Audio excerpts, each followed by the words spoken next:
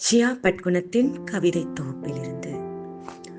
மின்சாரமற்ற ஒரு பையனுள் மிதந்து கொண்டே தூங்கியவள் நான்.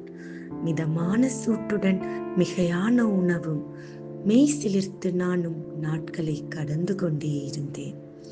ஒரு நாள் திடீரென என் உடல் எல்லாம் நடுநடுங்க, கதிரவன் வீச்சு கண்களை கிழித்தெடுக்க, அங்கங்கள் யாவும் வழியினால் துடிதுடிக்க, ஓ என்று ஓலமிட்டு அழுதேன். முதலில் எல்லோரும் மண்ணில் பிறப்பதுண்டு, ஆனால் நான் பிறந்தவுடனே மண்ணில் வீசப்பட்டு விட்டேன் என்பதை அப்போதுதான் அறிந்து கொண்டேன்.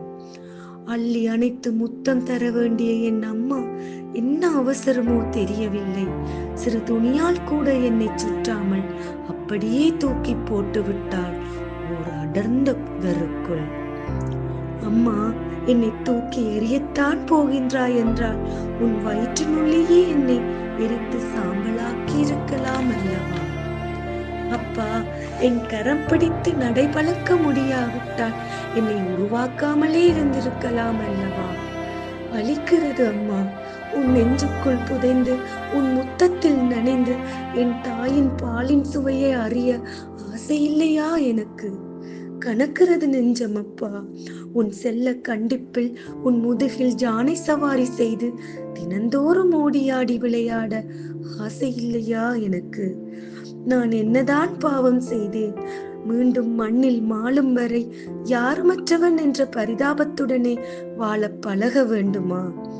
வலிக்கிறது என்று சொல்லக்கூட ஆளில்லா அனாதையாய் ஏன் இந்த மண்ணில் விட்டு சென்றாய் அம்மா? நல்லது கெட்டது எல்லாம் நீதானே சொல்லித்தர வேண்டும். வெளியில் நடப்பதை உன்னிடம் தானே நான் பகிர வேண்டும் அம்மா.